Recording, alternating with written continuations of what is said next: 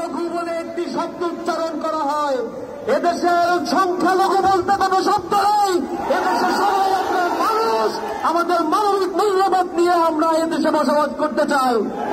একতার বাংলাদেশে আজকে যারা এখানে উপস্থিত হয়েছে, গণ্যমান্য ব্যক্তিগণ, বিভিন্ন সম্প্রদায়ের লোকেরা, তারা আজকে যে বার্তা এখান থেকে ছড়িয়ে দিয়েছে, আমরা আশা করি আমরা এ দেশকে নতুন উদ্যমে, তারুণ্যের উচ্ছলতায় আমরা এই দেশকে গড়ে তুলতে চাই।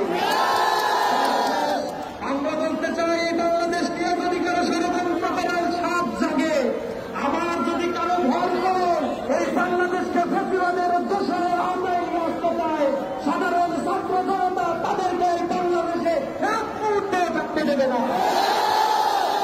বন্ধুগণ, এই বাংলাদেশ আমাদের স্বাধীনতা উত্তর এই বাংলাদেশে নিঃশ্বাস ফেলার মতো অবকাশ আমরা পাই নাই।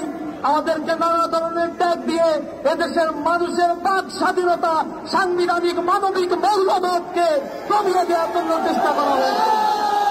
আজ মানুষেরা জেগে উঠেছে, জাগ্রত মানুষের কণ্ঠস্বরকে রোধ করার মতো কোনো চক্রান্ত করার মতো কোনো শক্তি নাই।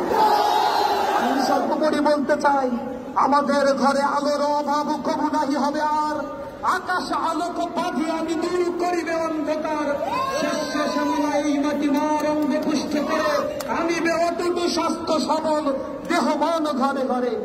আমরা আনিব ফুল ও ফসল, পাখিরা কারানাভর, জগৎ করিব মধুময়, প্রাণে প্রাণে প্রীতিডোর। আমরা প্রতিটি প্রাণের বন্ধনে এই স্বাধীন সার্বভৌম দেশকে গঠন করব।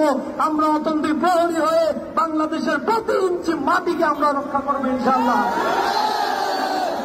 সকল ধন্যবাদ জানিয়ে আমার কথা শেষ করছি। আসসালামু আলাইকুম ওয়া রাহমাতুল্লাহ।